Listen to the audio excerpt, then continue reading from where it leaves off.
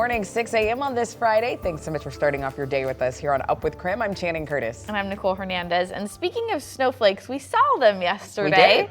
Meteorologist Thomas Patrick is, of course, here with us, as he always is. Thomas, are we getting more snow today? Yeah, today, no more snow. And boy, do I have to resist the urge not to spoil the answer to how snowflakes form. Let's just get you covered for the day. The snow yesterday, that's gone. In fact, it's clear skies right now, which has left the area cold. It is 20 degrees with that fresh snowfall on the ground. Got about 2.5 inches of snow in Spokane. As we see our temperature, again, 20 degrees. It's colder to the north at 18 in Deer Park and 16 in Colville to mark the cold spots for the inland northwest this morning. But this will be the case for the next 2 days. Cold first thing in the morning, but sunshine during the day to help to offset those temperatures and get us back into the mid to upper 30s.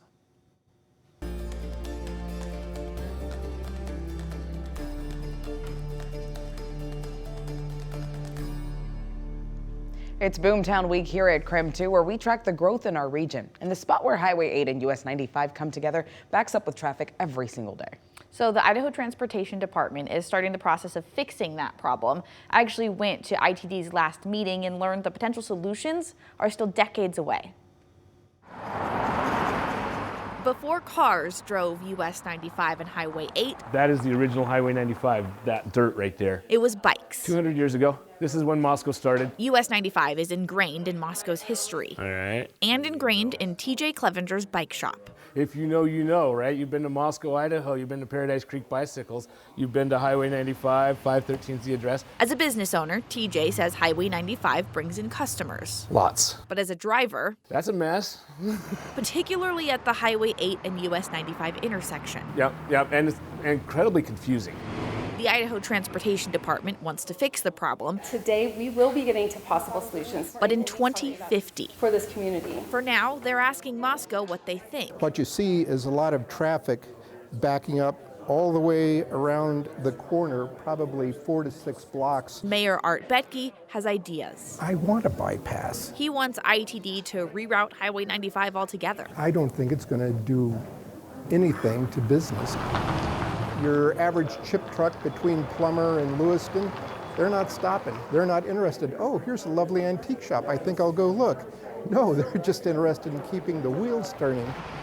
Let's see if I can find you something better. TJ disagrees, though. People, when they're driving up, they stop here for lunch. They say that this is the heart of the arts. It's a really curious little town. Highway 95 helped shape that town with 200 years of history as the main route through the Panhandle. The Highway 895 thing can be corrected. It doesn't need to be avoided. Routing the traffic around downtown would be a delight. Just fix the intersection, do it right. Whatever that change looks like, we won't see it for decades. In Moscow, Nicole Hernandez, KREM 2 News.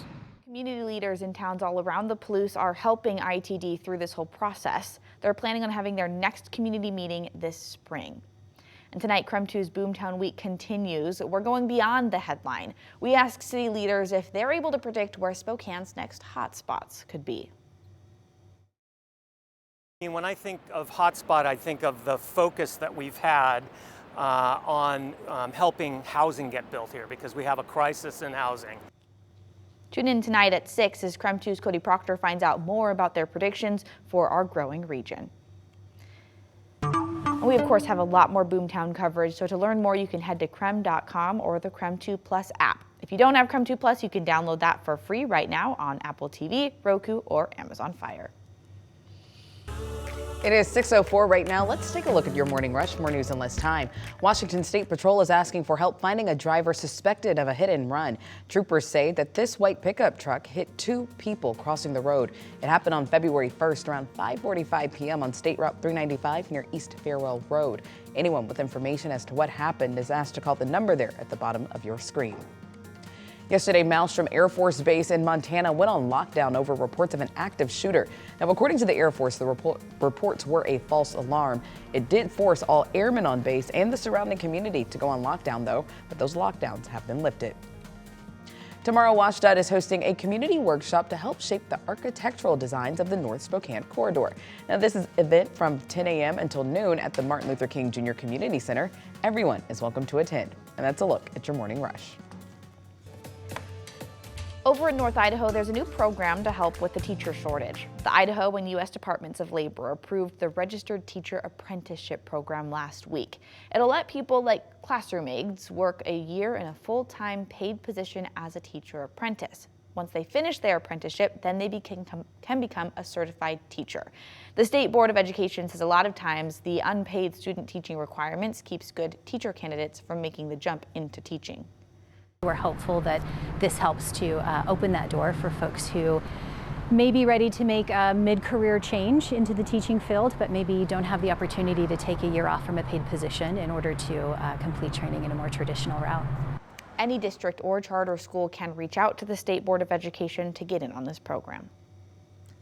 6:06 as we look at our road conditions after yesterday's snowfall. This is in Airway Heights along Highway 2. Still plenty of snow on the ground as you see that car making that left turn right through the slush. That certainly can be slippery, especially in that change of direction. So make sure that you're just giving the other drivers on the road a little bit extra leeway this morning because of that. Got about 2.5 inches of snow. That was the official report, 2.7 out at the airport. So of course, close to Airway Heights. Here at our South Hill studios, we also had 2.6 inches of snow. No more additional snowfall today, and there will be a little bit of melting during the afternoon hours when our temperatures do get above the freezing mark. But we will get a day of complete sunshine. It's just left us cold this morning.